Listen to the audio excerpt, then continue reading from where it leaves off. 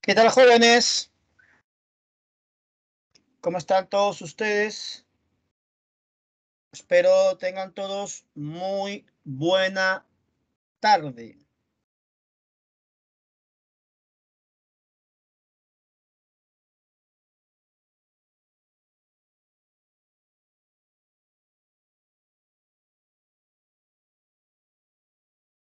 ¿No tiene su horario, mi estimado Juan Armando?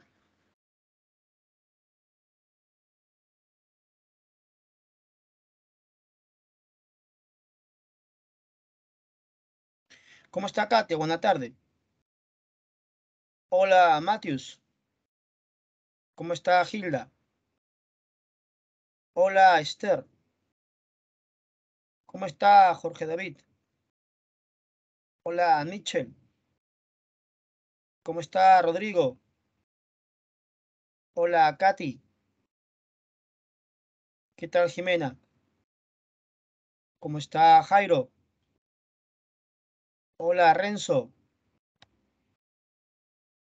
Buenas tardes, Juan Armando. Hola, Fiorella. ¿Qué tal, Gladys?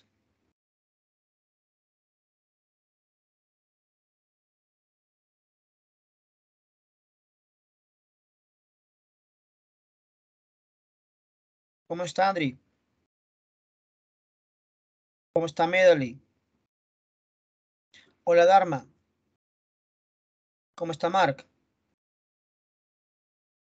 Entonces, en su horario indica cuáles son los momentos de clase y cuáles son los cursos a trabajar. ¿Cómo está mi estimado Ronald? Hola, Brian. ¿Qué tal, Josie? ¿Cómo está Gabriela? Buena tarde, Inés. Listo. ¿Cómo está Mariluz? Buena tarde. Listo. A ver, muchachitos, un par de consultas violentas para comenzar nuestra sesión de clase. ¿Me escuchas bien? ¿Se escucha fluido?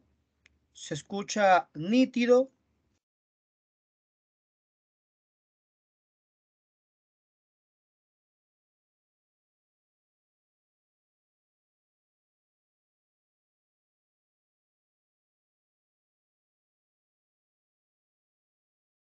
Muchas gracias por contestar. Qué amable eres. Gracias, David. Gracias, Renzo. Y la PPT se ve bien. La PPT se muestra nítida. ¿Se ve clara? Ok, André. Listo. Bueno, les comento, muchachos, las razones de estas consultas. Lo que sucede es que hemos cambiado de operador de internet. Yo tenía pues una antena, ¿no?, de internet para mi persona, que no me ha generado problemas en estos 2 años en las horas de clase. Usted lo ha demostrado. Siempre hemos trabajado normal, bien. Sin embargo, me generaba dificultad en las madrugadas. Ya creo que alguna vez lo había comentado. Y bueno, es un fastidio porque la madrugada es el único momento en el que yo puedo elaborar material, ya que en el transcurso del día pues trabajamos. De noche yo también tengo otras actividades, ¿no?, administrativas. Y bueno, en la madrugada es el momento donde yo puedo pues hacer mis materiales. Y bueno, ya me ha pasado 2 ocasiones que me he quedado sin internet en 2 días distintos en las últimas semanas. Y bueno, me estresé, me fastidié y cambiamos de operador. Ya había con mi contrato, así que normal, no tengo ninguna penalidad. Y esta estamos bautizando acá la nueva señal de internet. Es por esa razón que les comentaba si se veía sin ningún problema y se escuchaba sin ningún problema. En el salón anterior me han dicho que se escucha demasiado nítido hasta la música del mercado, ya eso me generó complicación más bien porque había gente que estaba más concentrada en la música del mercado que en la explicación de la clase, pero bueno, son gajes del oficio. Listo. Entonces, qué bueno que se pueda escuchar y ver bien. No hay ningún problema entonces. Bacán. Bueno, les comento qué trabajaremos para el día de hoy. Les comento qué trabajaremos para el día de hoy. La semana pasada habíamos culminado el tema de Mesopotamia, habíamos entrado al tema de Egipto. Nos falta un pequeño cachito para terminar Egipto, que es la parte de las pirámides en adelante, que es el desarrollo histórico de Egipto. Terminamos eso para meternos de lleno a Grecia. No nos fue bien en la evaluación de Grecia. Así que luego de terminar Egipto, vamos a revisar esas preguntas de Grecia y veremos pues si en verdad generaban alguna dificultad, ¿no? Si estaban difíciles, complicadas las preguntas, vamos a revisarlo y hacer la creación respectiva. Luego de ello, vamos a... Luego de ello, vamos a evaluar lo trabajado para el día de hoy, ¿no? Te mencioné que para hoy quería que me hagas un resumen de Silo de Pericles y un pequeño resumen de Guerra Peloponeso y Macedonia, que es poco frecuente, pero por si acaso, ¿no? De eso consiste la evaluación del día de hoy. Entonces, vamos a comenzar una vez. Nosotros la semana pasada ya habíamos explicado lo que era el tema, pues, de las mastabas, ¿te acuerdas?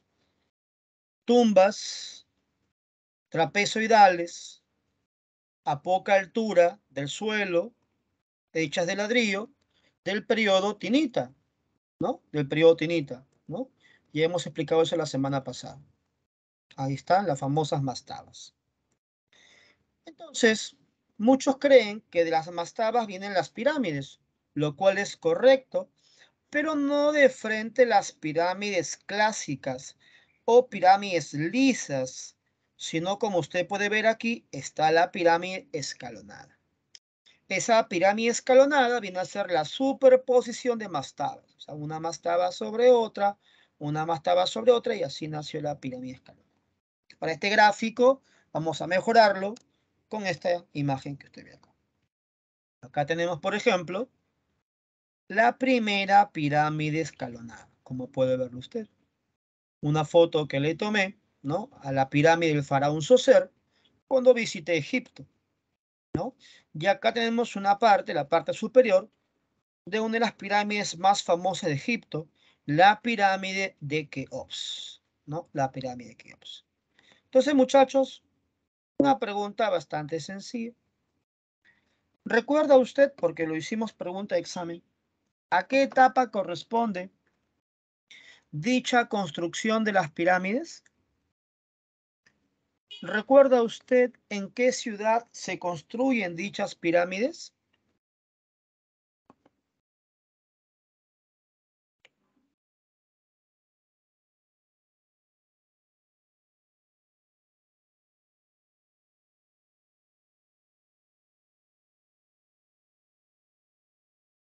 Correcto, Matius.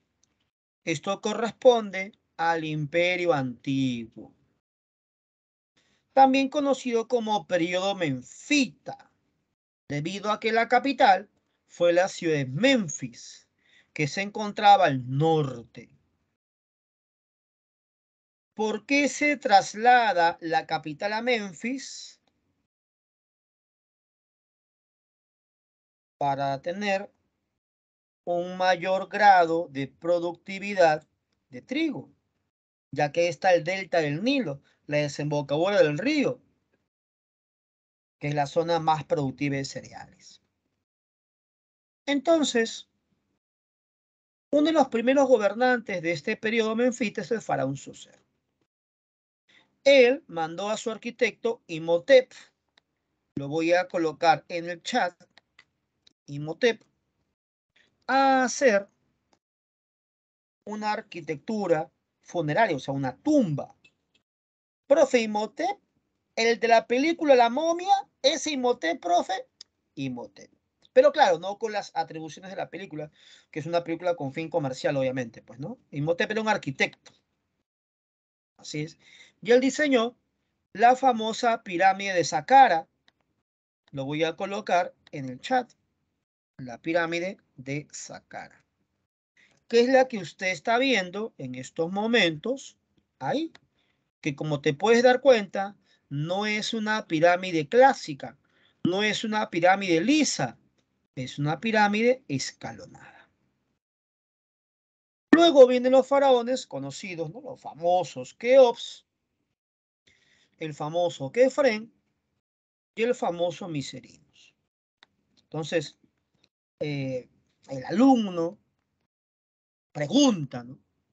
Profe, pero Keops, Kefren y Miserinos no son el nombre de las pirámides de Egipto, profesor.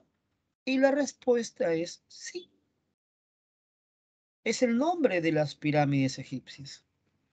Profe, pero usted me está colocando acá en la PPT que son gobernantes, o sea, son faraones. Efectivamente, esos nombres corresponden a los faraones.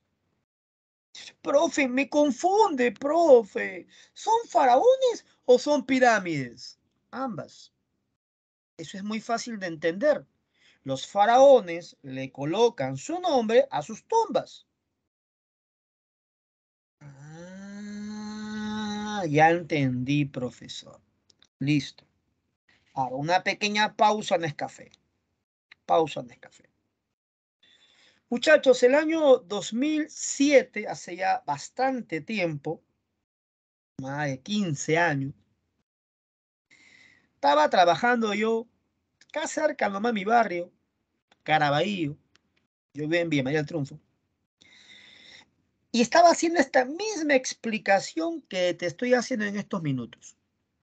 A los 5 segundos de terminar la explicación, joven me levanta la mano y me pregunta, profe, ¿puedo hacer una pregunta? Claro, Tigre, ¿cómo no? Lanza tu pregunta.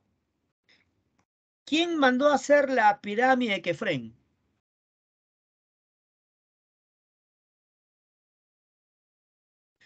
Muchachos, ¿cuál es la respuesta? ¿Quién mandó a hacer la pirámide de Kefren?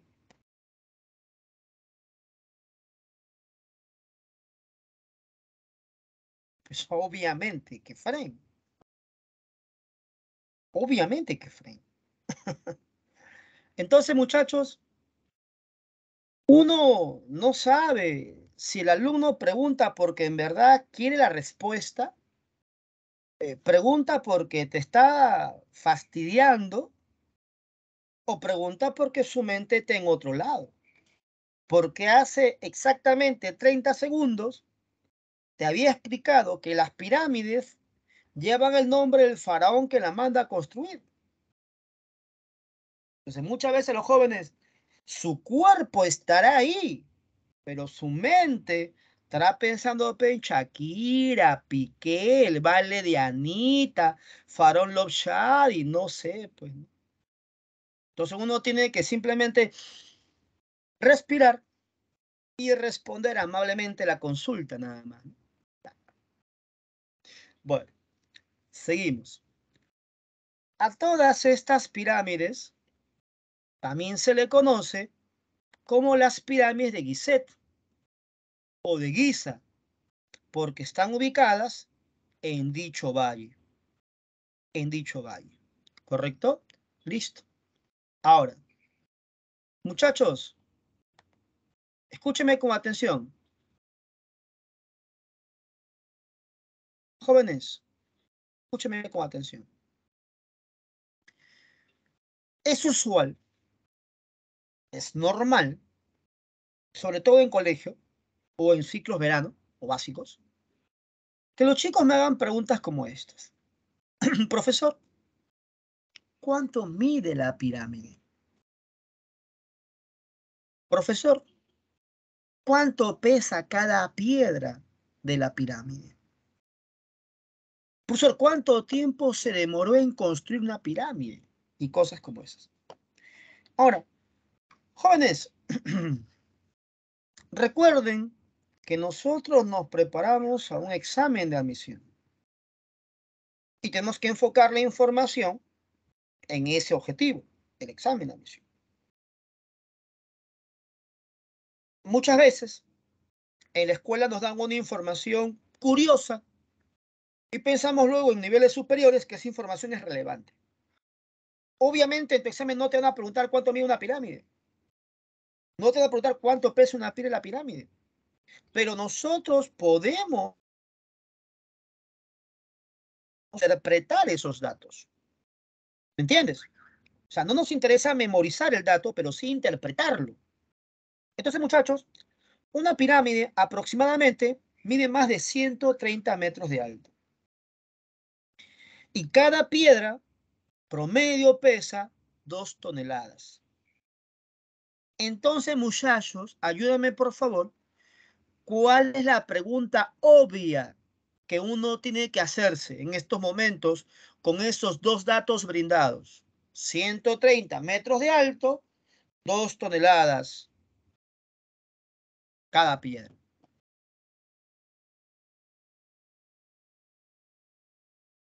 ¿Cuál es la pregunta que tenemos que hacernos en estos momentos? Claro, Gladys. Esa es la pregunta del millón. ¿Cómo las construyeron? Y es por eso, Gladys, que yo adelantándome a tu pregunta, porque yo soy medio chamán, medio brujo, luego el pensamiento de mis alumnos, he colocado esta imagen que usted ve acá en la parte inferior, donde puedes ver cómo a través del uso del plano inclinado se pudieron llevar las piedras a la parte superior. Es una hipótesis de cómo se pudo haber construido. Entonces, ¿cómo traducimos esto a una pregunta de examen de admisión? San Marcos preguntó, ¿dónde se empleó la matemática en su arquitectura? Porque eso demuestra conocimiento de geometría. ¿Se entendió, mi estimada Gladys? ¿Se entendió, mis estimados alumnos jóvenes? Excelente, Jairo. Muy bien, muy bien, muy bien, muy bien, muy bien.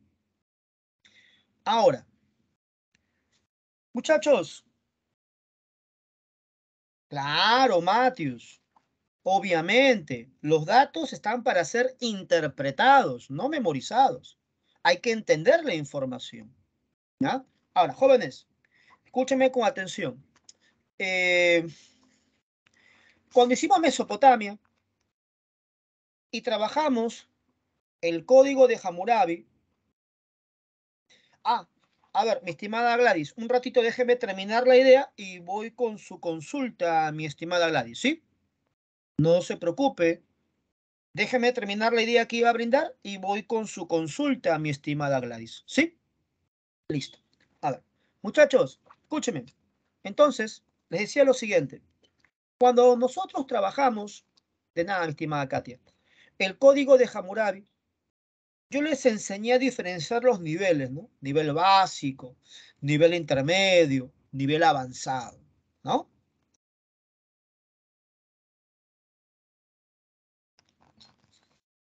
¿Cómo sería una pregunta de nivel básico, ¿no? ¿En qué periodo están las pirámides? Menfita, nivel básico, easy. ¿Cómo será una pregunta a nivel intermedio? ¿Qué son las pirámides? Tumbas. Explicación, nivel intermedio. Arquitectura funeraria, arquitectura monumental, grandes construcciones. Y nivel avanzado, las pirámides que expresan a nivel económico, que expresan a nivel político, que expresan a nivel social, que expresan a nivel cultural. O sea, es otro nivel de pregunta, ¿te das cuenta? Entonces, muchachos, a nivel cultural, ¿qué expresan la creencia en la vida después de la muerte? ¿Cómo, profe? ¿Y eso por qué? Porque recuerda que son tumbas, ahí se van a colocar al faraón para proteger su cuerpo y pueda pasar a la otra vida. Por eso van con sus tesoros, con sus riquezas, hasta con sus sirvientes. Por eso que muchas fueron saqueadas para llevarse el oro de esas tumbas. Y con eso empalmo y respondo a su pregunta, Gladys. Lo que usted dice es correcto, y a eso agrega el otro punto, mi estimada Gladys. Como son tumbas, tienes adentro un cuerpo putrefacto. Por lo tanto, Gladys, estás en medio del desierto y ese cuerpo se puede descomponer. De ahí la importancia, Gladys, de la momificación. Por eso que el cuerpo era momificado para poder conservarlo y así el alma podía ir al juicio de los muertos. Y muchas pirámides fueron empastadas, mi estimada Gladys. Y ese empaste es para refractar los rayos del sol y conservar la frescura de las tumbas y conservar el cuerpo adentro momificado. Obviamente, mi estimada Gladys, ese nivel de explicación no va a ser tomado en el examen de admisión, pero estoy respondiendo su consulta, mi estimada Gladys. ¿Correcto? Así es. Listo. Espero haber contestado. Sigamos. Muchachos, ¿qué expresan las pirámides a nivel político? Pues el poder del faraón. Por eso que eran grandes construcciones monumentales, para demostrar que el faraón tenía mucho poder. ¿Qué demuestran socialmente las pirámides? La explotación. Una pirámide se demoraba aproximadamente 2 décadas en ser construidas. La explotación. Y acá viene la pregunta del millón. Que de repente, muy probablemente muchos fallarán. Esperemos que no. Si fallan, corregimos y no pasa nada. ¿Explotación de quién? ¿De campesinos o de esclavos? A ver, muchachos, pregunta. ¿Explotación de quién? ¿De campesinos o de esclavos? A ver, Jairo lanzó su respuesta. Gladys también, Brian también, Fabio también, Michelle también, Cristian también. Están ahí, miti. Un grupo me dice campesino, otro me dice esclavo. Uno me dice esclavo, otro campesino. Están miti ahí. Muchachos, les hago recordar que Egipto será esclavista, sí, pero recién en el Neotebano, después de la expulsión de los hicsos que habían introducido el hierro a Egipto. Por lo tanto, las pirámides no fueron construidas por esclavos, señores. No, fueron construidas por campesinos. Eso fue pregunta de examen de admisión San Marcos 2007. ¿Qué sistema se usó para construir las pirámides? Fue la pregunta de San Marcos. Y en las claves estaba agricultura, regadío, muchos marcaron eso por el Nilo. Esclavismo, muchos de ustedes hubieran marcado esclavismo. Tributación por servicios, que fue la respuesta. La tributación por servicios consiste en pagar impuesto en trabajo. Los campesinos tributarios se llamaban felás. Lo estoy colocando en el chat, los felás. Si tu profe de HP te ha explicado el tema de incas, es muy probable que te haya hablado de la mita, impuesto en trabajo para el Estado. Y gracias a ese impuesto en trabajo se pudo hacer grandes obras públicas, como Sacsayhuamán, Machu Picchu, por ejemplo. Y esto está aquí en tu material. Mira acá. ¿Qué dice acá?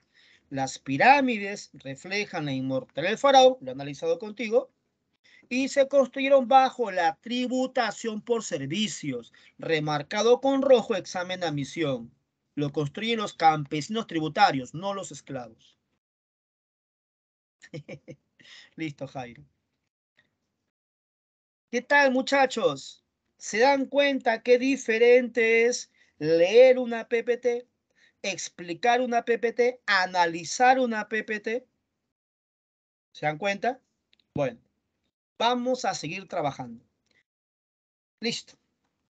Ahora, muchachos, y la salsita dice así. Todo tiene su final. Nada dura para siempre. Entonces, el periodo menfita llegará a su fin. Y para entender cómo llega a su fin el periodo menfita, lo único que tienes que hacer es prestarme atención y razonar un poquito. Nada más. Eso es todo. Eso es todo. Vamos a usar un ejemplo bien simple. ¿Ya? Vamos a usarnos nosotros como recursos. O sea, ustedes y yo nos vamos a usar de ejemplo, ¿sí? Vamos a transportarnos mentalmente, ¿no? A la época predinástica egipcia. ¿Ah? Vamos al predinástico, nos transportamos mentalmente.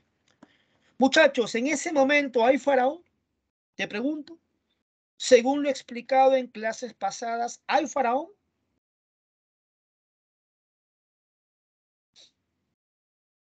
En el predinástico, ¿hay faraón? No hay faraón. No hay faraón. Entonces, lo que había eran jefes de aldeas. ¿Te acuerdas cómo se llama la aldea en aquella época, joven? ¿Se acuerdan cómo se llaman las aldeas de aquella época? Lo hemos explicado en clases pasadas. Comienza con N. ¿Te acuerdas? Comienza con N. Los famosos nomos. Claro. Los nomarcas, Mitchell, eran los jefes de esas aldeas llamados nomos. ¿Sí? Los nomarcas eran los jefes de esas aldeas llamadas nomos. Ahora, vamos a imaginar por un instante que ustedes son los nomos, que ustedes son los jefes de las aldeas. Ustedes son la máxima autoridad, el máximo poder. ¿Ok? Yo soy Menes. Y tú sabes que Menes va a tomar el poder, va a unificar Egipto y se va a convertir en el primer faraón. Pregunta obvia. ¿Los gnomos estarán contentos? ¿Los jefes de las aldeas estarán contentos ahora que hay un gobernante? Obviamente que no. El poder del faraón va a desplazar al poder de los jefes de las aldeas. ¿Por qué? Porque el poder del faraón va a ser hereditario. Cuando el faraón muera, seguirá su descendencia y así, y así, y así, y los nomarcas habrán sido desplazados del poder. Entonces, después del periodo menfita, los nomarcas se rebelan. Mire, ve, aquí está la información. Hay una rivalidad política, o sea, por el poder, entre los jefes del Estado, o sea, los faraones, y los antiguos jefes locales, los nomarcas. En un instante, por un breve periodo de tiempo, van a ganar los nomarcas. A esa época se le conoce como nomarcado, también conocido como primer intermedio. ¿Qué son los intermedios en Egipto? Periodo de crisis política, periodo de fragmentación del poder. Se rompe la unidad política egipcia. Hay un caos. Muchachos, la pregunta es, ¿ese caos durará por siempre? ¿Durará por siempre ese caos? No. Entonces, concéntrate, por favor. Yo quiero que tú te concentres. Concéntrate porque va a ser muy importante lo que vamos a hacer. Escúchame, por favor. Te voy a demostrar cómo una palabra puede guardar un montón de ideas. Concéntrate, por favor. Usted sabe que luego, ahí está por si acaso, mira, te decía los felás. ¿Quién construye las pirámides? Ahí está, mira, los felás, que son los campesinos tributarios. O sea, no has leído tu PPT. No has leído tu PPT entonces, mira, ahí está. ¿Cuál esclavo? Mira, ahí está en tu PPT. Regalado, remarcado con rojo. No has leído tu PPT. Ya. Mejor sigo nomás. Sigo. Ahora. Bueno, acá tenemos una foto que le tomé pues a la Esfinge, la escultura más famosa de Egipto, que está al frente de la pirámide de Kefren. Ahí está un ser híbrido, ¿no? Cuerpo animal, rostro humano, Esfinge. Ahora, te había explicado que el primer intermedio es un debilitamiento del poder central. Ahora, el periodo que le sigue es el periodo tebano, también conocido como Imperio Medio. Entonces, escúchame, vamos a ponerle al faraón que sigue, por ahora nada más, la variable X. No lo conozco, no sé quién es, faraón X. Muchachos, se entiende por lógica que este faraón X llevará la capital a Tebas. Si el siguiente periodo se llama tebano, se entiende entonces que este faraón X llevó la capital a Tebas, ¿sí o no? Por lógica.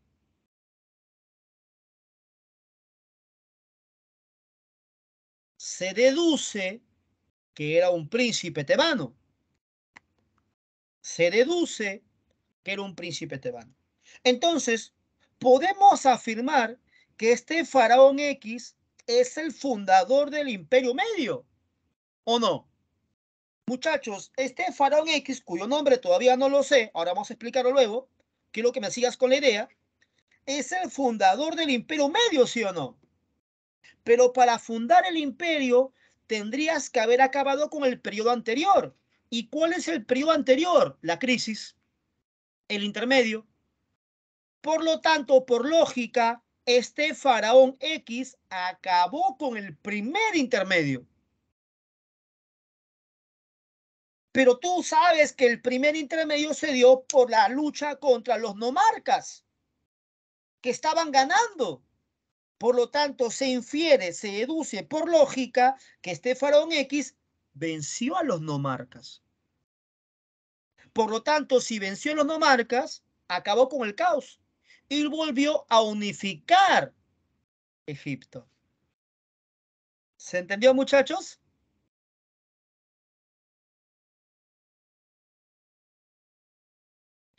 Ese personaje fue Entuhotep II, que es considerado el segundo unificador, porque el primero fue Menes, el ejemplo que te hice. Entonces, decir segundo unificador encierra todas esas ideas que hemos analizado. ¿Qué tal, muchachos? Su análisis de esa palabrita, segundo unificador. Todo lo que se entiende a partir de esa palabra, ¿sí o no? Con un poquito de razonamiento nada más.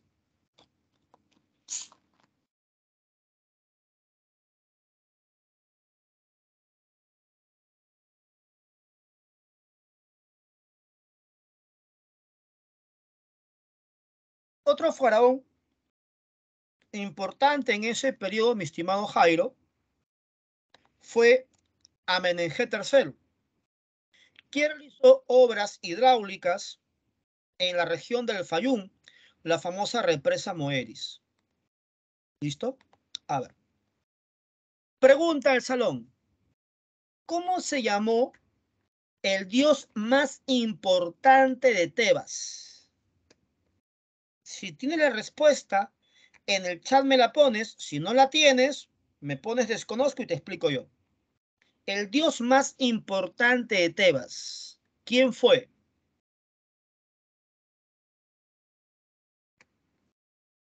Amón, mi estimado Jorge. No Jairo, no es Ra. El dios más importante de Tebas se llama Amón. Amón. ¿Ya? Ra, mi estimado Jairo, es el dios más importante en Memphis. Ra es el dios más importante en Memphis. Lo que ocurre, mi estimada Brenda, es que en este periodo se va a unir la fusión del dios Amón, sí, Brenda, pero yo pregunté el dios de Tebas, nada más. Justamente, Brenda, como le decía, luego se va a dar la fusión de Amón y Ra. Se va a dar la fusión de Amón y Ra. ¿Ya? Listo. Ahí está, mira. Ahí está. Ahora, así es, Gladys.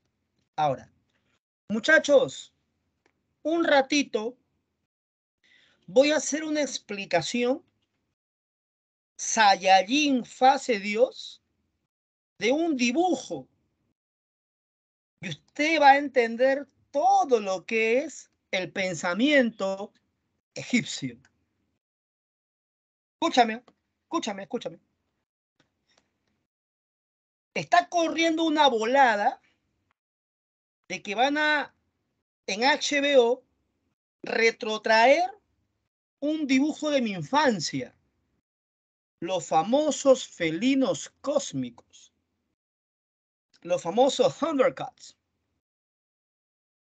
El personaje maligno de los Thundercats era nada menos y nada más que Munra.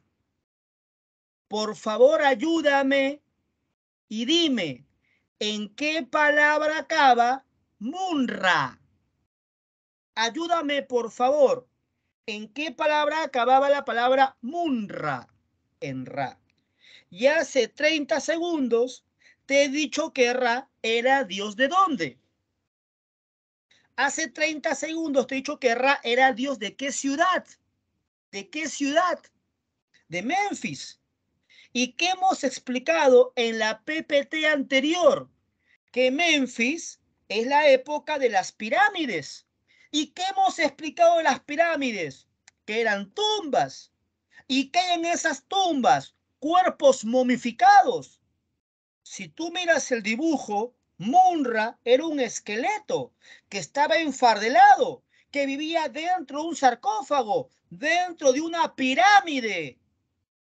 Y cuando se ponía a mechar con Leonó, decía, transformen este cuerpo decadente en Munra, el inmortal. Y te he explicado para qué hacían la momificación, para conservar el cuerpo, porque ellos creían en la inmortalidad del alma.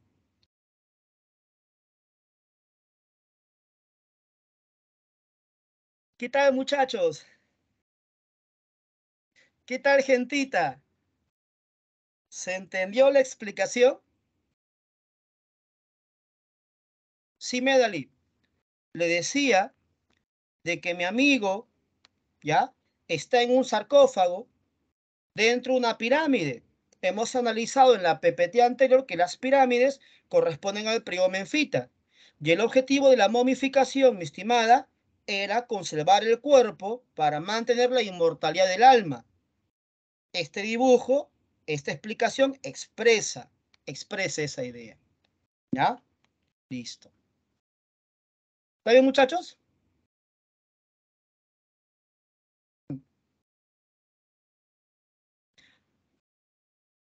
Hay cierto interés, mi estimado Ariel, ¿no?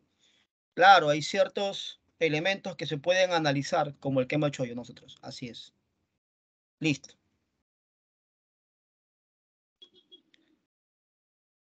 Bacán. Ahora, muchachos, ¿cómo llega a su fin el periodo tebano? ¿Cómo llega a su fin el Imperio Medio? Un pueblo invade e introduce carros de combate, armas de bronce y muchos dicen también hasta armas de hierro. La invasión de los Ixos. Así es, Natalie, la invasión de los Ixos. Entonces, la invasión de los Ixos va a originar una nueva crisis, una nueva etapa de caos, una etapa de fragmentación política. Pero nosotros ya sabemos cómo se llama eso, intermedio. Pero como ya hubo un intermedio, ¿qué viene ahora? Pues el segundo intermedio. Qué difícil, qué difícil. Ahí está, el segundo intermedio. Los intermedios, periodos de fragmentación del poder. Entonces, muchachos, vamos a hacer el mismo análisis que hicimos con el faraón X. Ahora imaginemos que tenemos un faraón Y. Un faraón Y. Muchachos, se entiende que el siguiente faraón va a establecer el siguiente periodo. ¿Estamos todos ahí? Y ese siguiente periodo es el periodo neotebano. Es decir, el siguiente faraón también va a ser príncipe de Tebas y va a establecer Tebas como capital. Como Tebas ya fue capital, ¿qué viene? Un nuevo periodo tebano. Prefijo de nuevo, neotebano. Este faraón Y va a ser el fundador del imperio nuevo. Pero por lógica se entiende que este faraón Y tendrá que acabar con la crisis. O sea, tendrá que acabar con el segundo intermedio. Pero tú ya sabes que el segundo intermedio se da con la invasión de los hicsos. Entonces, este faraón tendrá que expulsar a los hicsos. Y tendrá que unificar nuevamente Egipto. Por lo tanto, será el tercer unificador. ¿Quién es ese personaje? Ese se llama Amoxis. Ahí está. ¿Qué tal, gentita? Háblame. ¿Todo good? Háblame. ¿Todo bien?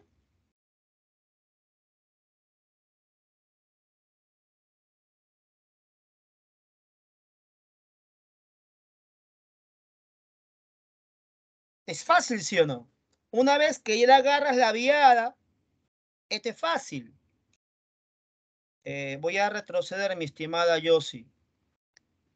Yossi, hemos explicado que el concepto de intermedio es fragmentación del poder.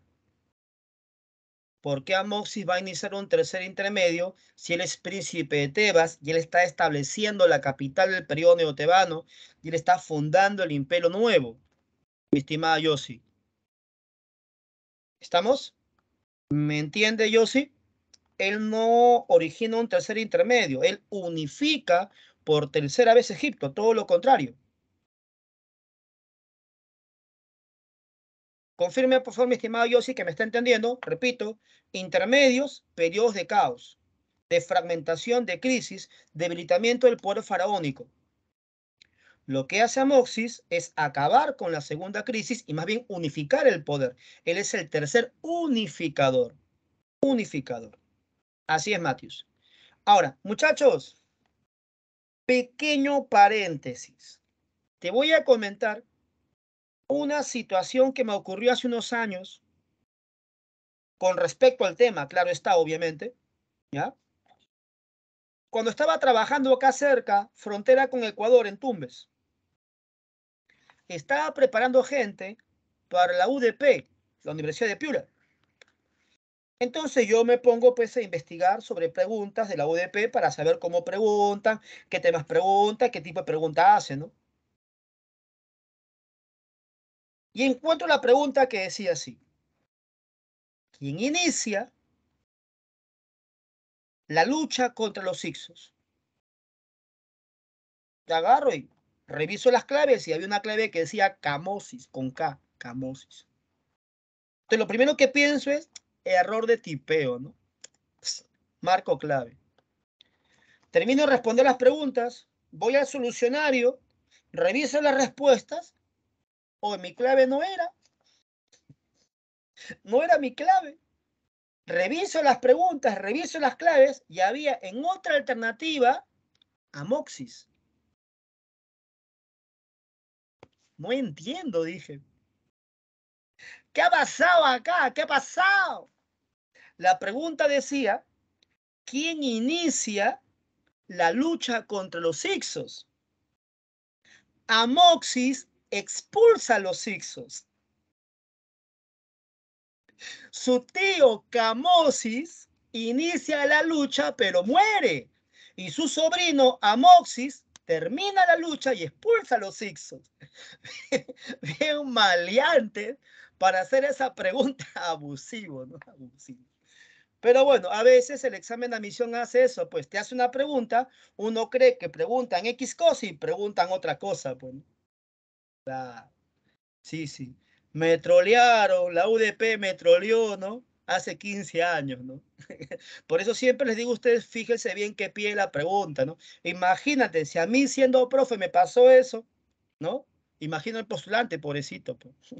Listo. Muchachos, en este periodo aparecen los faraones más bravos de Egipto, los más importantes: Hatshepsut, Tutmosis, Amenofis, Tutankamón y Ramsés. Vamos a explicar uno por uno. Vamos a explicar uno por uno. Ahora, muchachos, escúchenme por favor. Quiero ser bastante claro en esto. Dos cositas muy importantes. Se entiende que yo no te voy a hablar pues de todos los faraones de Egipto. En la PPT están los más importantes, los que debes conocer. Me ha pasado en clase presencial que un chico me dice, profe, dime hijo, un favorcito P. Hable, hijo, ¿qué te puedo ayudar? Hazme una lista P de todos los faraones de Egipto. ¿Las 30 dinastías? Sí, profe, porfa. No es necesario, muchachos, memorizar las 30 familias faraónicas. Solamente con el nombre de Ramsés hay 23 Ramsés. O sea, imagínate. Es un trabajo innecesario. No van a preguntarte eso en tu examen de admisión. Te lo digo porque siempre acá que explico a Menofis cuarto, los chicos me preguntan, profe, ¿y Amenofis 3? Profe, ¿y Amenofis 2? Profe, ¿y Amenofis 1? Entonces, por eso te digo en claro, vamos a trabajar los faraones más importantes. ¿Ya? Número uno. Ahora, si es que en algún momento te menciono otros nombres que no están en la lista, solamente es con la finalidad de entender cosas complejas, como por ejemplo, cómo llega Hatshepsut al poder, porque Hatshepsut era mujer. ¿Qué? ¿Hatshepsut no era faraón?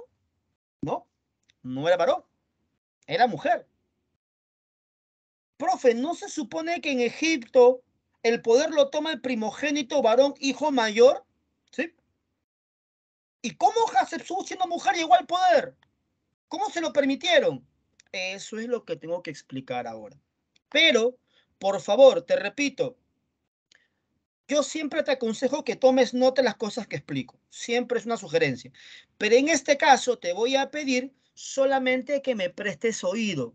No es necesario que apuntes todo lo que voy a explicar sobre el gobierno de Hatshepsut. ¿Estamos ahí, jóvenes, para comenzar? Voy a explicar eso, mi estimada Gladys. Muchachos, ¿estamos ahí? ¿Se entiende esos dos puntos? Muy importantes para comenzar la explicación. Ok, listo. Escuchen. Entonces, en Egipto gobernaba el faraón, ¿ya? Tutmosis I, ¿ya? Antes de Hatshepsut, gobernaba el faraón Tutmosis I. Este faraón muere en forma repentina, lo cual no genera ningún problema, porque para eso está su hijo varón mayor, que es obviamente Tutmosis II. Profe, ¿y dónde entra acá Hatshepsut? Hatshepsut era la esposa de Tutmosis II. Hatshepsut era a la vez hermana de Hatshepsut. ¿Qué? Muchachos, en el mundo antiguo era usual cometer lo que hoy se llama incesto. Cuando usted haga clase de incas, si es que ya lo hizo, capaz, le hago recordar, el inca tenía una esposa oficial llamada la Colla, que era su hermana. Los incas, al igual que los egipcios, aplicaban el incesto. ¿Por qué lo hacían esto? Para garantizar la pureza de sangre, ya que eran estados teocráticos. El faraón y el inca son hijos de dioses, por lo tanto, su esposa oficial debe ser su equivalente, hijas de dioses, por lo tanto, era su hermana. Se llama incesto real. Los incas eran polígamos, es decir, tenían varias mujeres. Lo mismo también los faraones, tenían varias mujeres. Así que Tutmosis II tenía como esposo oficial a Hatshepsut, pero también tenía otras mujeres. Producto de esa unión con otras mujeres, nació su hijo, que es Tutmosis III. O sea, Tutmosis III viene a ser sobrino e hijo, correcto, e hijo de, no mi estimada Gladys, porque si no también habrían enfermedades genéticas en el desarrollo de los incas y eso no está demostrado. El tema del incesto es más prohibido por una cuestión social, cultural y también de índole económico y político. Pero no vamos a hablar pues del libro de Engels, el origen del Estado de propiedad de la familia, porque nos debíamos de la clase en estos momentos. ¿Ya? Bueno, volviendo a lo nuestro. Ahora escúcheme. Le decía, muchachos, pasa lo siguiente. Eh,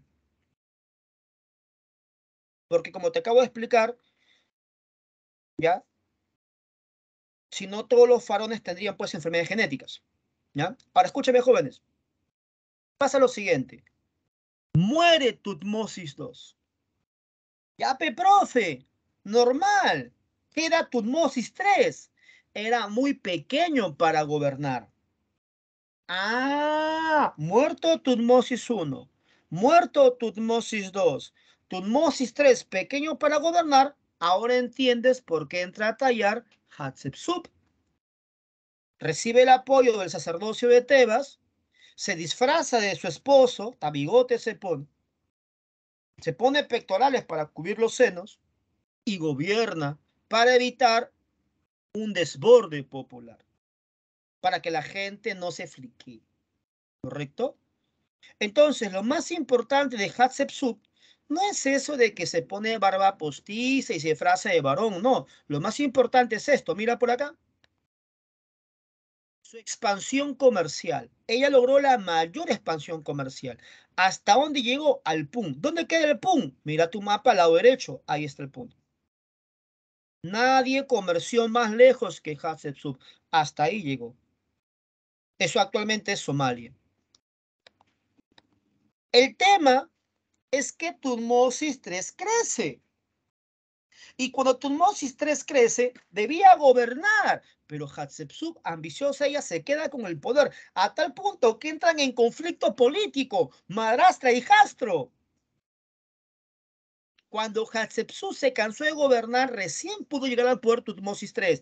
He ahí la razón, Gladys, lo que mencionaba usted, que él mandó a intentar borrar la memoria de Hatshepsut, mandó a destruir todos sus templos y lo que diga su nombre. Solo quedó un templo en pie, el templo del acantilado, llamado Deir el-Bahari.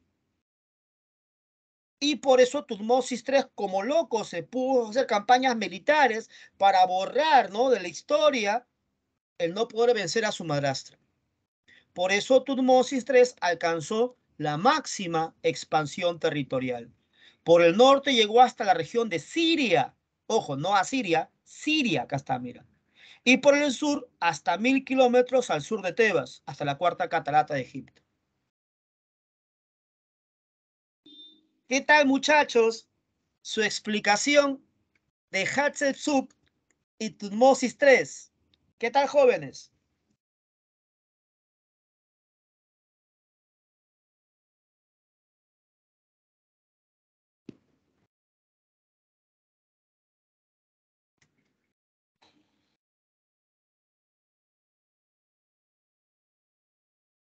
Bueno, muchachos, esta explicación yo la hago desde que empecé a enseñar, ya hace más de 20 años.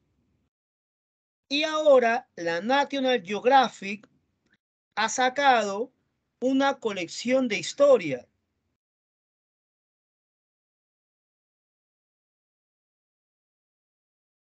El tomo número 2.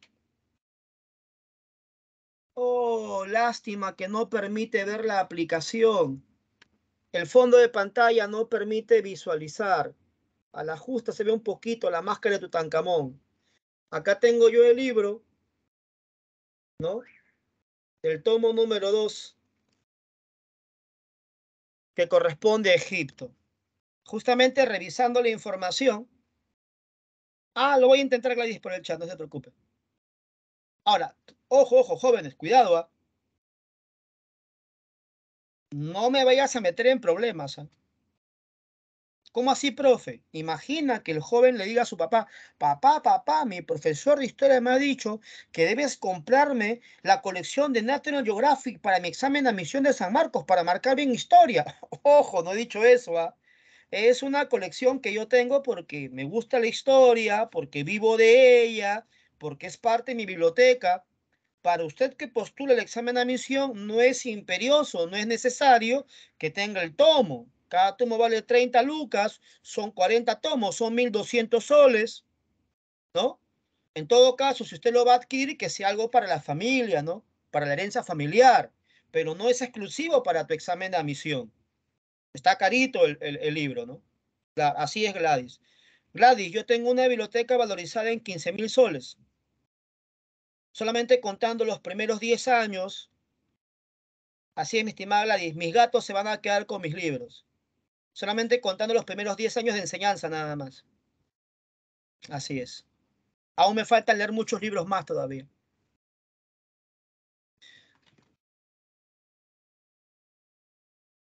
Prefiero, mi estimada Ariel, de colección.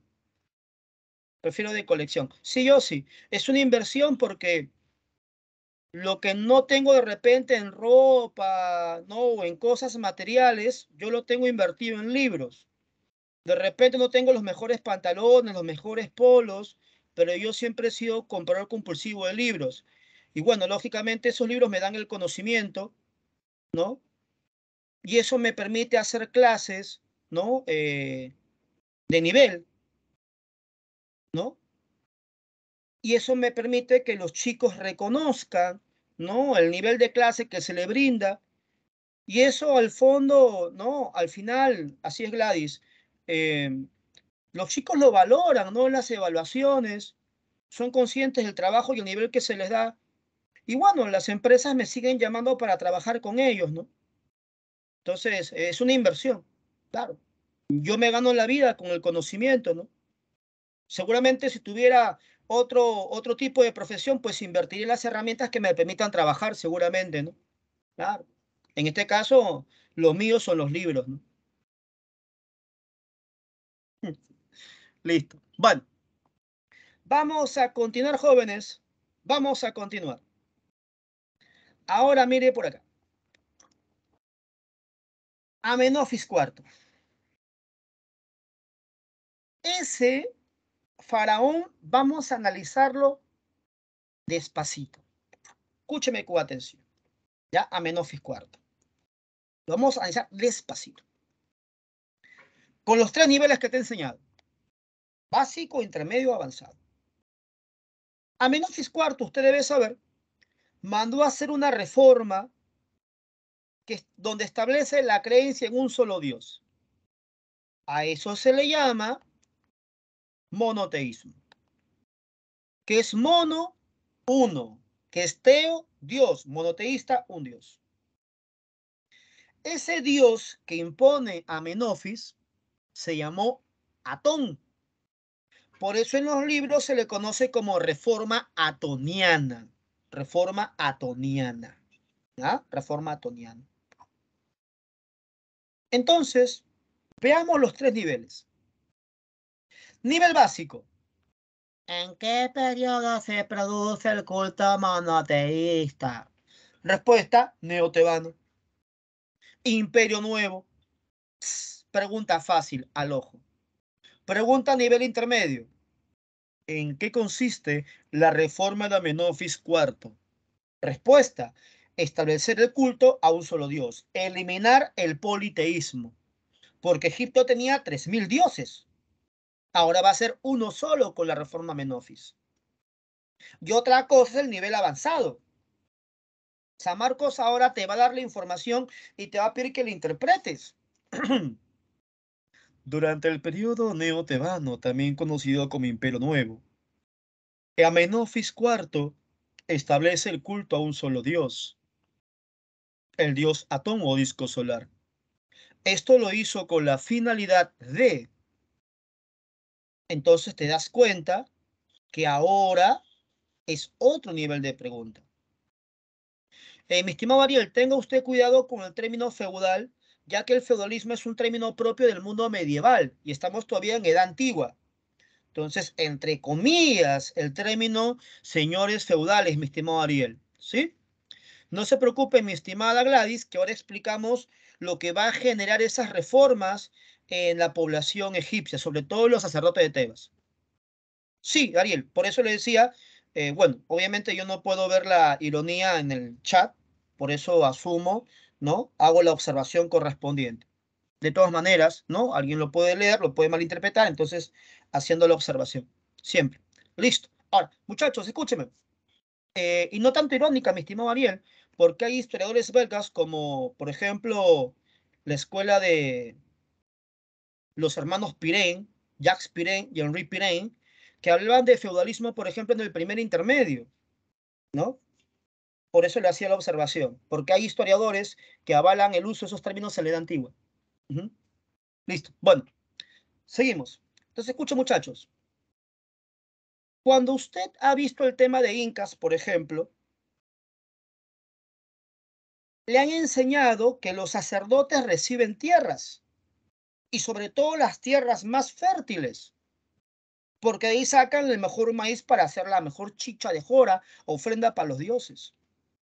Entonces, en Egipto, los sacerdotes, como dice Ariel, recibían tierras. Ujú. Recibían tierras. Y si eran 3.000 dioses oficiales, pues habían 800.000 sacerdotes. Y el faraón Amenofis consideraba de que ese poder sacerdotal era una amenaza a su poder faraónico. Por eso, por eso es que él elimina el politeísmo y establece el culto a un solo dios, el dios Atón, el disco solar. Y acá viene la jugada maestra. Es posible que usted en los libros haya encontrado la palabra Akenatón. Akenatón es el nombre que va a tomar Amenofis IV, pero no es un simple nombre, es un título. Akenatón significa único sacerdote oficial de Atón. Por lo tanto, cuando los demás sacerdotes vieron que él impone el culto a un solo Dios, y eso les quitaba el derecho a recibir tierras de cultivo, deciden adorar a este nuevo Dios, pero se los impide él al nombrarse Akenatón, único sacerdote de Atón. Por lo tanto, el objetivo de Amenofis, ¿qué cosa era? Debilitar a la casta sacerdotal. Debilitar al clero de Amon-Ra, fortalecer el poder del Estado, fortalecer el poder del faraón. Entonces, ahí justamente Gladys, los sacerdotes presionan a Amenofis, que tuvo que gobernar lejos de Tebas, de una ciudad llamada Tel el Amarná. De ahí el nombre de la reforma también conocida como amarniana. Atoniana por el culto a Atón, amarniana porque gobierna desde ahí. Lo logra imponer, mi estimada. Claro que sí, pero, pero no fue duradero, no fue duradero, fue momentáneo. Muchachos, el siguiente gobernante era un jovencito que se dice tenía entre 12 a 16 años. Se llamaba Tutankamón. Los sacerdotes de Tebas lo obligan a cambiarse de nombre a Tutankamón. Tú lo conoces con otro nombre, Tutankamón. Ayúdame, por favor. ¿En qué palabra acaba Tutankamón? Muchachos, ¿en qué acaba Tutankamón?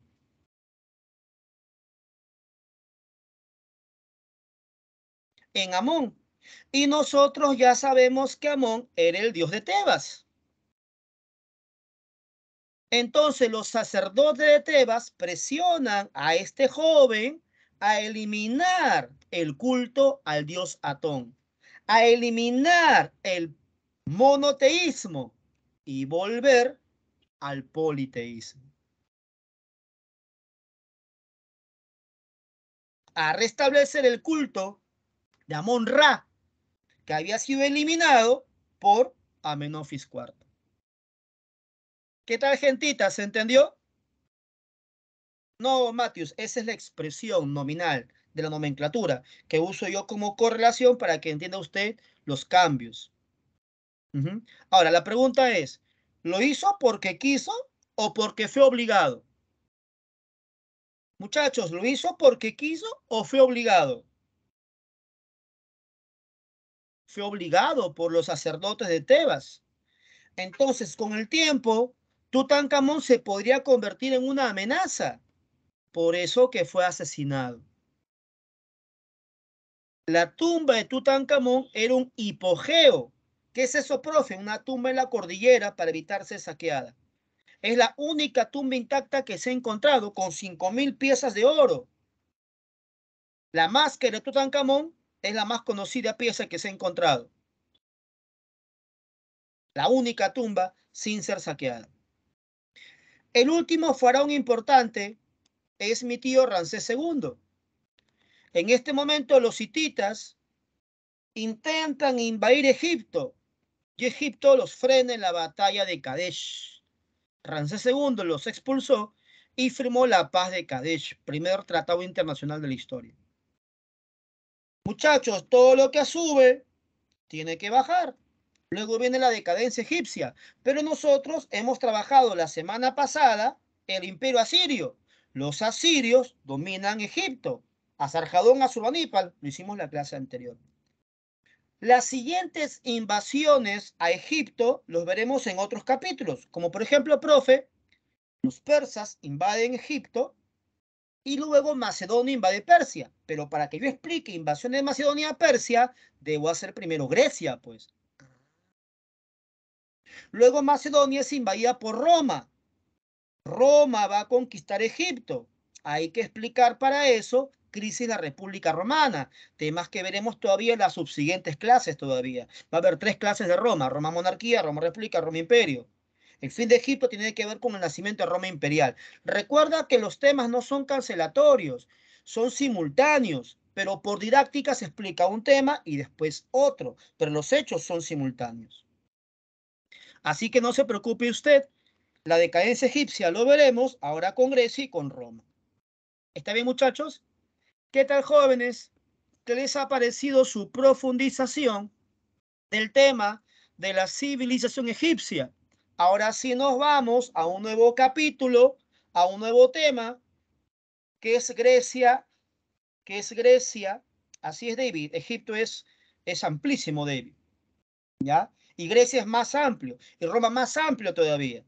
Pero Roma monarquía no hay preguntas de examen de admisión y es un tema cortito, así que el tema de la próxima semana lo puedo usar para ampliar Grecia, así que tranquilo, no hay ningún problema.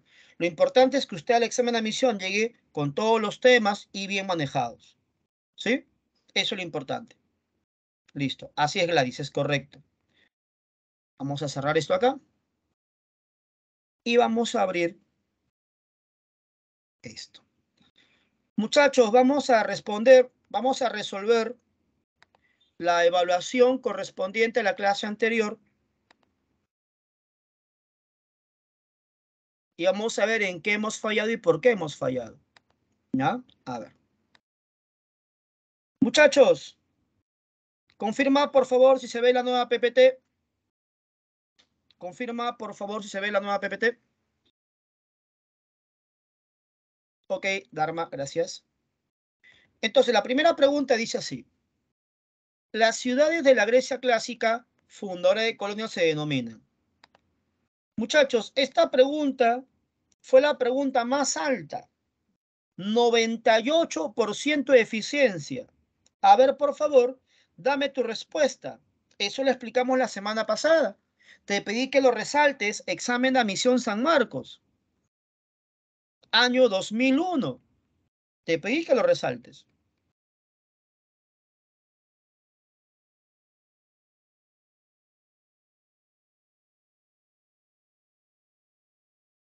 ¿Cómo se llaman las ciudades fundadoras de colonias? Gracias, Jairo. Metrópolis. Metrópolis, mi estimado Luis. Necrópolis es tumba. Luis Alessandro. Metrópolis. De repente es error de predictor del celular, de repente. ¿Ya? Pero igual hago la aclaración. Metrópolis. Listo. Entonces, miren, muchachos. 41 compañeros han marcado bien. Solo falló un compañero que marcó Civitas. Nadie marcó Burgos y nadie marcó Marcas. Excelente. Te comento que en otras aulas me han marcado Burgos.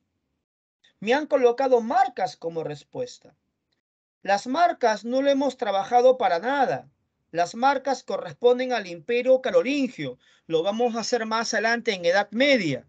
No corresponden a Grecia. Son provincias limítrofes del Imperio Carolingio. Los burgos son ciudades, pero en la Baja Edad Media. Estamos en Edad Antigua, o sea, no hay manera de marcar burgos. Son ciudades, sí, pero que no corresponden al contexto griego. Y Civitas es ciudad, pero en latín, y eso es Roma. Respuesta, metrópolis. Excelente, muy bien. Profe, entonces, ¿cómo dice que no ha sido mal en la prueba si tenemos 98%, profe? Claro, en la pregunta 1. Ahora vamos a ver la pregunta 3. ¿Por qué la 3, profe? Porque la 3 fue la segunda mejor contestada. Solo 74% del salón. La pregunta era causa para el inicio de las guerras médicas. A ver, muchachos, según lo explicado la semana pasada, ¿quiénes se enfrentan en las guerras médicas? ¿Quiénes se enfrentan en las guerras médicas? ¿Quiénes se enfrentan en las guerras médicas? Excelente, Wilmer. Los griegos contra los persas. ¿Y por qué se enfrentaban los griegos contra los persas? Específicamente, Jairo, los atenienses contra los persas, correcto. ¿Y por qué se enfrentaban griegos contra persas? ¿Qué se disputaban?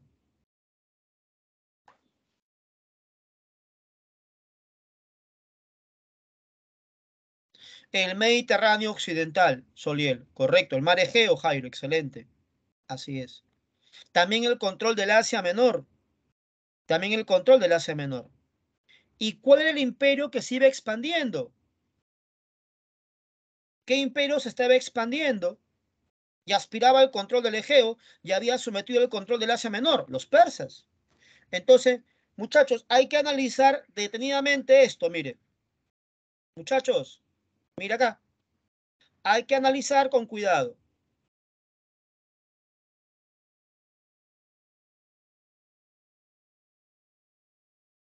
Un compañero marca injusta repartición de tierras en Atenas.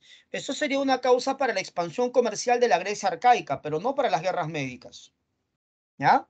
Listo. 5 compañeros marcan el desarrollo del mercantilismo griego, pero cuidado, no confundas comercio con mercantilismo. El mercantilismo es una fase del capitalismo y el capitalismo corresponde al mundo moderno, no al mundo antiguo. Por lo tanto, es un distractor, un distractor. Y 5 compañeros marcan la disputa del poder entre los líderes griegos. Jóvenes, ¿quiénes son los líderes griegos? ¿Cuáles son las principales metrópolis?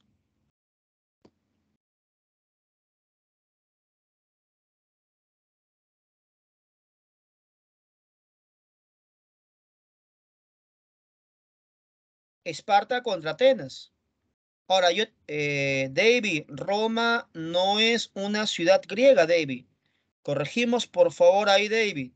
Roma es una civilización totalmente independiente de los griegos. Roma no es una poli, ni metrópoli, ni ciudad griega, mi estimado David. Corregimos ahí, por favor. Las principales metrópolis son Esparta y Atenas. Ahora, muchachos, ahora sí, David. Muchachos, ¿existe una guerra entre Esparta y Atenas? ¿Llegan a enfrentarse los espartanos y los atenienses? Pues sí. Y te pregunto, ¿esas son las guerras médicas? Te pregunto, ¿Esparta y Atenas se enfrentan en las guerras médicas? ¿En las guerras médicas? No, esas son otras guerras. ¿Cómo se llamó la guerra entre Esparta y Atenas? ¿Cómo se llamó la guerra entre Esparta y Atenas? Las guerras del Peloponeso. Que es la única pregunta que San Marcos ha hecho de las guerras del Peloponeso. ¿Quiénes se enfrentan? Esparta contra Atenas, nada más. Entonces, muchachos, a pesar de que esa guerra la ganó Esparta, al enfrentarse las principales polis griegas en las guerras del Peloponeso, como consecuencia, se agudizó el conflicto de las crisis de las polis griegas. Y eso lo aprovechó un pueblo que estaba al norte de Grecia. Muchachos, ¿qué pueblo estaba al norte de Grecia y aprovechó la crisis de los griegos tras las guerras del Peloponeso? Macedonia, gracias Jaime. Y Macedonia, no Brian, Tebas es una ciudad griega. Tebas se rebela ante Esparta. Los tebanos van a ganar a los espartanos en las guerras tebanas. Y eso agudiza aún más la crisis que te había mencionado. Y eso lo aprovecha Macedonia, y justamente es Macedonia quien vence a Tebas, justamente. El gran Filipo II, rey de Macedonia. Su hijo, el famoso Alejandro Magno, continuó con el proyecto de su papá, que no lo pudo conseguir porque lo matan. ¿Y ese proyecto cuál fue? Claro, Gladys, Alejandro Magno, conquistar Persia. Muchachos, cuando Alejandro conquista Persia, te pregunto, ¿Persia tenía los mismos patrones culturales que los griegos? ¿Tenían las mismas costumbres, la misma cultura, tomando en cuenta que Persia es Oriente? Obviamente que no. Entonces San Marcos preguntó, ¿qué cosa es el helenismo? San Marcos preguntó, ¿qué es el helenismo? Respuesta, la mezcla cultural de Occidente con Oriente.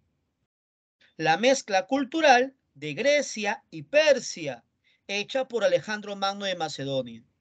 ¿Está bien, jóvenes? Luego Alejandro Magno muere, su imperio se divide y eso lo conquista Roma, que le había ganado a Cartago en las guerras púnicas. Pero eso lo vamos a ver más adelante todavía. Listo. Entonces, mire por acá. Acá la respuesta fue la expansión del imperio persa. 31 compañeros de 42, 74%. Y la pregunta menos contestada fue esta, con 43%. En la sociedad espartana, quienes se dedicaban a actividades militares y políticas. Jóvenes, ¿cuáles son los 3 elementos de Esparta mencionados la semana pasada que te dije que tomes nota porque fue examen a misión, incluso mostrado en la PPT en tu pirámide social? ¿Cuáles son esos 3 elementos de Esparta?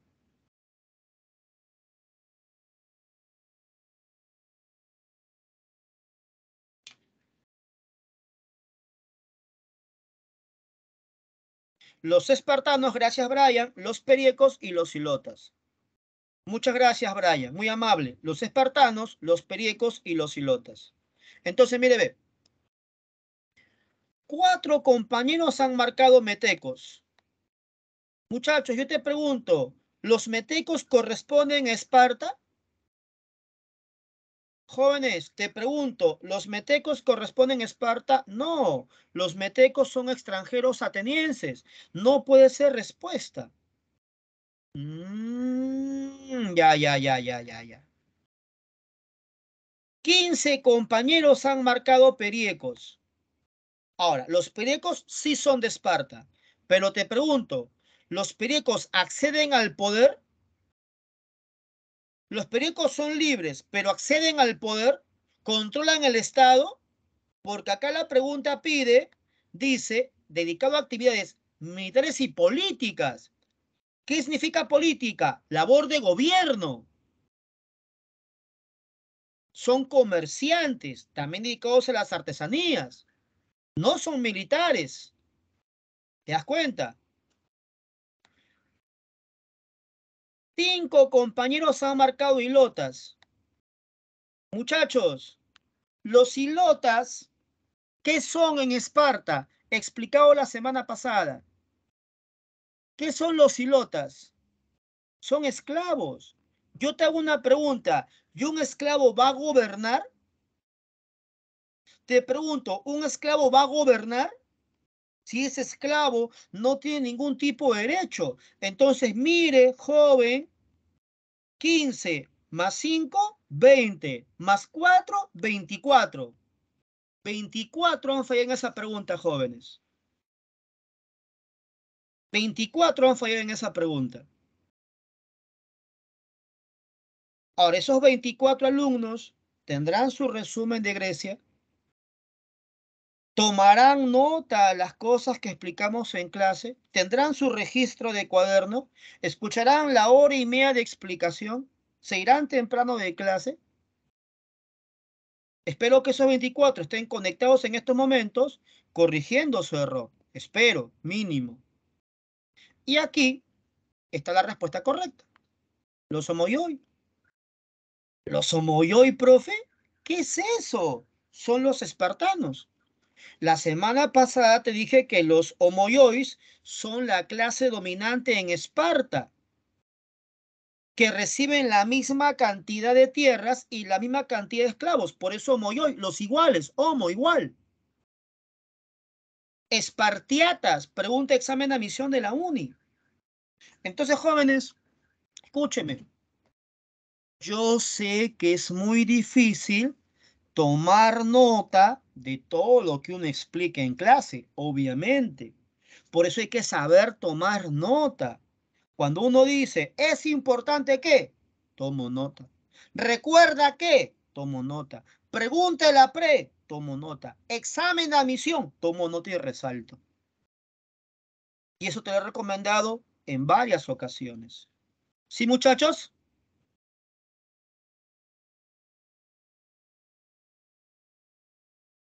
Listo. Ahora mira por acá.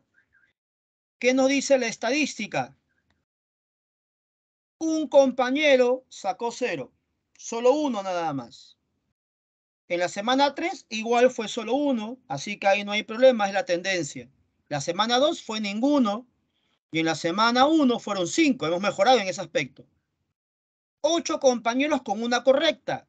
En la semana 3 fueron 4, hemos duplicado, ahí hemos fallado. 17 compañeros con 2 correctas.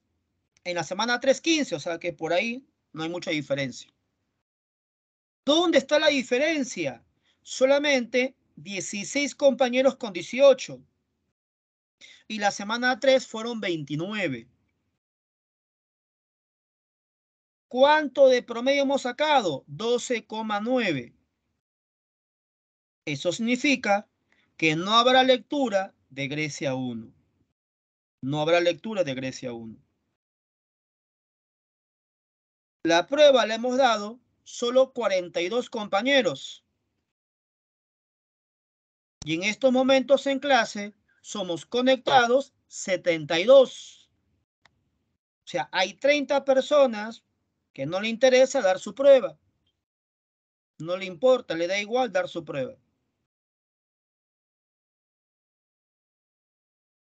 Y eso que no contamos lo que no asisten a clases. Entonces, cada mes, cada semana, vamos disminuyendo la cantidad de pruebas. Semana 1, 53. Semana 2, 50. Semana 3, 49. Semana 4, 42. O sea, en vez de que más personas participen,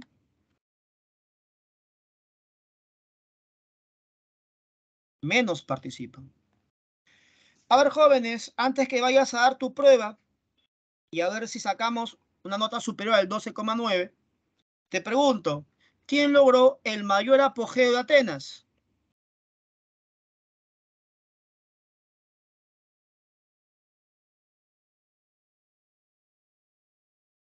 El gran Pericles.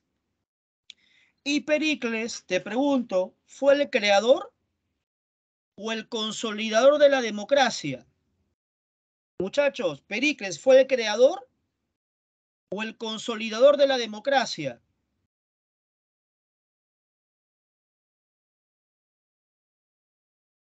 fue el consolidador de la democracia, Gabriel. Excelente. Entonces, escúchame, por favor. Vas a leer la PPT que te voy a dejar acá de Silo de Pericles. Muchachos, Silo de Pericles en San Marcos ha venido 6 veces. Grecia ha venido 13 veces. Casi el 50% de preguntas son del Silo de Pericles. Usted en el básico no ha llevado Silo de Pericles, es un tema nuevo para usted. Entonces, lea la PPT, por favor, que dejaré colgada. Es más, que ya está colgada la PPT de Silo de Pericles. Mire por acá, muchachos. Acá tienes todo esto para leer, mire.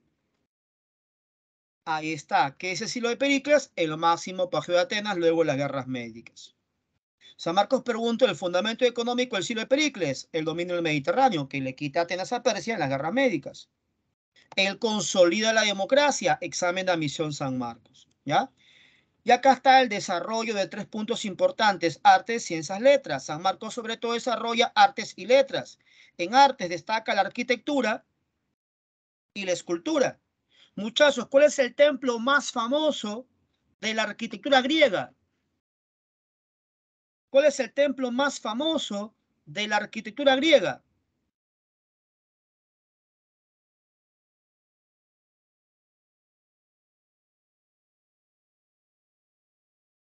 Gracias, jóvenes. Gracias por su respuesta. Se ve que hicieron su resumen de Silo de Pericles. Gracias, Carlos. El Partenón. El Partenón. Entonces, acá en el material te he colocado imágenes del Partenón. Muchachos, también te he colocado imágenes de escultura griega. Entonces, mire por acá, lo voy a mostrar nada más. Luego vamos a analizarlo. Mire, ahí está la Acrópolis. Ahí están los templos más famosos de Grecia, que son el Partenón, el Erecteión y el templo de Nike. Ahí está el Odeón para competencias musicales. El teatro, que fue pregunta, examen, admisión San Marcos. Las columnas griegas, habrás encontrado el dórico, jónico y corinto. Ahí está el famoso Partenón y una copia reconstruida. El original, la copia. El Erecteión, que fue pregunta San Marcos. El templo de Zeus. Las esculturas famosas, el discóbolo, Fidias, el más grande cultor. San Marcos preguntó por el doríforo. El canon, la búsqueda de la perfección, la belleza, el cuerpo humano para la escultura griega. Los más grandes historiadores, San Marcos preguntó por Herodoto, él narra las guerras médicas. Tucídides narró las guerras del Peloponeso, que ya mencionamos, pelean Esparta contra Atenas, que generan una crisis de las polis griegas. Los más grandes filósofos, Sócrates y su mayéutica, Platón y sus diálogos. Los más grandes oradores, Pericles y Demóstenes, que está en contra de Filipo II en sobre las Filípicas. Los grandes representantes de la tragedia griega, Esquilo, Sófocles, Eurípides y el más grande comediante, Aristófanes. ¿Qué tal, muchachos? ¿Qué les ha parecido su material acerca de Silo de Pericles? Ahí está las artes, ahí está la arquitectura, ahí está la escultura, ahí está la filosofía, ahí está la literatura para que estudies, para que repases. Ojo, esta no es la clase, eso tengo que explicarlo todavía. Yo tengo que desarrollarlo todavía. Tranquilos, tranquilos, tranquilos. ¿Ya? Mire, ve, somos 68 compañeros, ya se retiraron como 5 alumnos. Y de Yapita le he agregado yo un esquema general de las guerras del Peloponeso, que lo único que San Marcos preguntó es quiénes pelean Esparta contra Atenas, nada más. ¿Ya? Y le he agregado yo un mapa conceptual de Macedonia, ¿ya? Donde está el famoso helenismo de Alejandro Magno cuando conquista Persia. Ya todo lo que hemos conversado hasta acá igual se va a profundizar, igual se va a profundizar, ¿ya? Apunta, por favor, próxima clase, la tarea es resumen de Roma monarquía. No es gran cosa, por favor. Son 7 reyes, 7 obras, se acabó, no es nada complicado. Ya, entonces la próxima semana nos metemos de lleno a Grecia y como Roma Monarquía es poquito, le robamos esa clase ahí, pues no hay ningún problema. ¿Ya? No se preocupe. ¿Listo? Me hace la ubicación de Roma, ya usted sabe las etapas y se centra en Roma Monarquía. ¿Ya? Listo. Muy bien, muchachos. Espero que la clase haya sido de entendimiento, provecho y agrado. Esperemos pues que los compañeros se sumen a hacer su prueba y esperemos sacar pues más de un 12,9 para subir lectura de Grecia 2, que es un tema altamente importante. La prueba dura toda la semana, no hay razón para darla apurado. Hay jóvenes que mandan la prueba en 6 segundos. ¿Qué vas a responder en 6 segundos? Lógicamente te sale mal, pues. La prueba dura toda la semana. ¿Ya? No le pongo límite de tiempo. Listo. Cuídense, muchachos. Nos vemos la próxima semana. Saludos.